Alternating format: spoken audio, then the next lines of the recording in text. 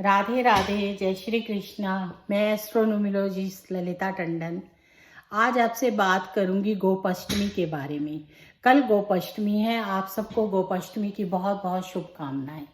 गोपाष्टमी हमारे यहाँ पर बहुत धूमधाम से मनाई जाती है। जितने भी कृष्ण प्रेमी हैं वो गोपाष्टमी वाले दिन गायों की बहुत सेवा करते हैं और सब लोग भी बहुत सेवा करते हैं।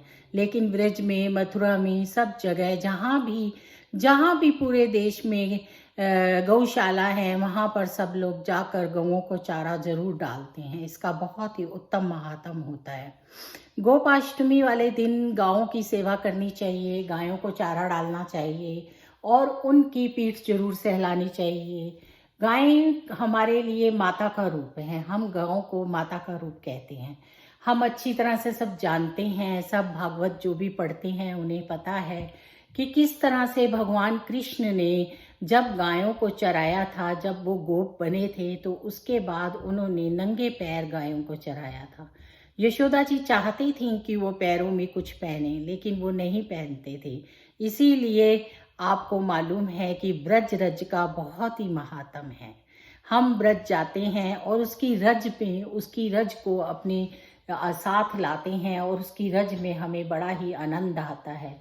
उस मिट्टी को हम रज कहते हैं। हमारे लिए वो रज है, क्योंकि हमारे भगवान, हमारे श्री कृष्ण, हमारे गोपाल वहाँ पर नंगे पैर घूमे हैं। उन्होंने वहाँ पर गायों की बड़ी सेवा की है।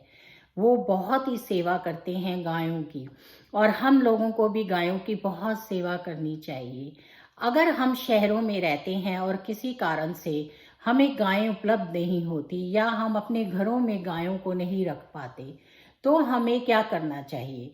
गायों के लिए हमें हर रोज कुछ ना कुछ निकालना चाहिए। पहले हमारे यहाँ पर हमारी संस्कृति थी और आज भी है। गांव में, शहरों के नहीं है लेकिन गांव में है। आज भी संस्कृति है कि हमारे घरों में पहली रोटी गाय की निकलती है, जो कि बहुत ही उत्तम होती है।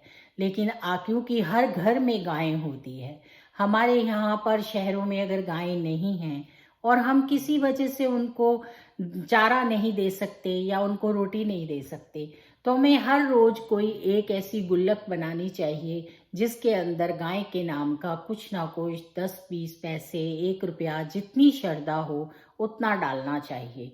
और फिर जब भी हम कभी ब्रज जाएं या कभी ऐसी जगह जाएं जहां पर हमें गायें मिलें, या हमें कभी गौशाला जाने का मौका मिले, या हमारे आसपास कहीं गौशाला हो, तो हमें महीने में, 2 महीने में जाना चाहिए और वहां जाकर हमें वो या तो अपने हाथों से गायों को चारा खिला देना चाहिए और या फिर वहां पर दान कर देना चाहिए।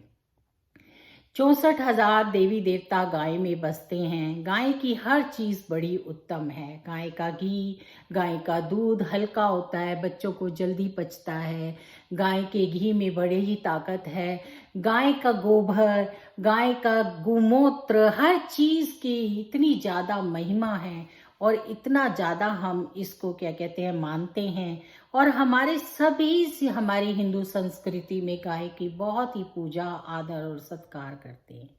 गाय को हम इसीलिए माता कहते हैं क्योंकि उसकी हर चीज से हमारे जीवन को हम पुष्ट होते हैं और हमारा जीवन चलता है। गाय की सेवा करना, गाय की पूजा करना हमको अपना धर्म समझना चाहिए और हमें करना चाहिए, क्योंकि उससे बाल बच्चों की बहुत अच्छी पुष्टि होती है। गाय के लिए हमें कुछ ना कुछ जरूर देना चाहिए, जहाँ भी दे सके वहीं देना चाहिए। ये एक हमारा उत्तम धर्म होना चाहिए। गाय को चारा डालने से हमारा बुद्ध बहुत स्ट्रांग होता है और मरकरी के स्ट्रांग होने से हमारी बुद्धि बहुत स्ट्रांग होती है और हमें बहुत ही रिद्धि सिद्धि मिलती है। गाय को चारा डालने के लिए अगर हम कहीं पर दान करते हैं तो हमें ये कभी नहीं सोचना चाहिए कि वो डालेंगे या नहीं डालेंगे। आप अपने कर्तव्य का पालन कीजिए। मैं देखती हूँ लोग इस तरह का सोचते हैं और इसीलिए नहीं करते। आप करते जाइए, कोई क्या कर रहा है वो उसका कर्म है। आप अपना कर्म करिए, अपना धर्म निभाइए। गाय कल गोपाष्टमी है और कोशिश कीजिए कि कल के दिन जरूर कुछ ना कुछ गायों के लिए निकालिए, और जिनके यहाँ गायें हैं वो उन्हें बड़े प्यार से उनकी पूजा कीजिए, उनका टीका कीजिए उनको। हमारे यहाँ सारे त्योहार आप देखो, मोस्टली जितनी पूजा होती हैं वो अष्टमी पर ही आती हैं। कृष्ण जन्माष्टमी, अष्टमी, गोपाष्टमी, इस तरह से हम सब कुछ कितना कुछ अष्टमी पर ही मनाते हैं। ये दिन हमारे लिए कितना उत्तम है, देवी का दिन है, और इसलिए हमें इन अष्टमियों पर बहुत खास पूजा करनी चाहिए। गाय की पूजा कीजिए, गाय की सेवा कीजिए। गाय हमें बहुत कुछ देती है और हमारा भी धर्म बनता है कि हम गाय के लिए कुछ करें। आपकी जितनी श्रद्धा है, आप जितना दे सकते हैं उतना दीजिए। कल गोपाष्टमी है इसलिए नहीं, आप हमेशा ही गाय के लिए कुछ ना कुछ निकालिए। आज भी मेरे इतने सारे क्लाइंट्स हैं जिनके घर में शहरों में भी रोज़ाना एक रोटी पहली गाय के लिए निकलती है, और वो उन रोटियों को इकट्ठा करके गौशाला में दे आते हैं। तो ये बहुत ही अच्छा कार्य है, बहुत ही उत्तम कार्य है, इसको हमें करना चाहिए। भगवान कृष्ण ने गायों के लिए हमें बहुत कुछ कहा है, गोलोक में जाने को मिलता है हम गाय की सेवा करते हैं। और कोशिश करनी चाहिए, एक काम खास करना चाहिए जो मैं सबसे रिक्वेस्ट करना चाहती हूँ कि आप जितने भी पॉलीथीन्स होते हैं उनको हमेशा अच्छे से डंप कीजिए, या जो ऐसा कचरा होता है उनको अच्छे से डंप कीजिए, जिससे कि हमारी प्यारी प्यारी गायें उस कचरे को खाएं और उनके पेट में जाकर उनको तकलीफ ना हो। तो आप इस बात का ध्यान रखेंगे। अगर आप कचरा नहीं फेंकेंगे, एक तो साफ सफाई रहेगी, और दूसरा आप सबसे उत्तम कार्य ये करेंगे कि हमारी गायें उनको नहीं खाएंगी और बीमार नहीं होंगी, और उनका स्वास्थ्य अच्छा बना रहेगा। आप सबको एक बार फिर से गोपाष्टमी की बहुत बहुत शुभकामनाएं। गायों की सेवा कीजिए, पूजा कीजिए, और उनको जितना हो सके उनके चारे का इंतजाम कीजिए, ताकि हमारे बच्चों को अच्छा दूध और अच्छा घी मिल सके। राधे राधे, जय श्री कृष्णा।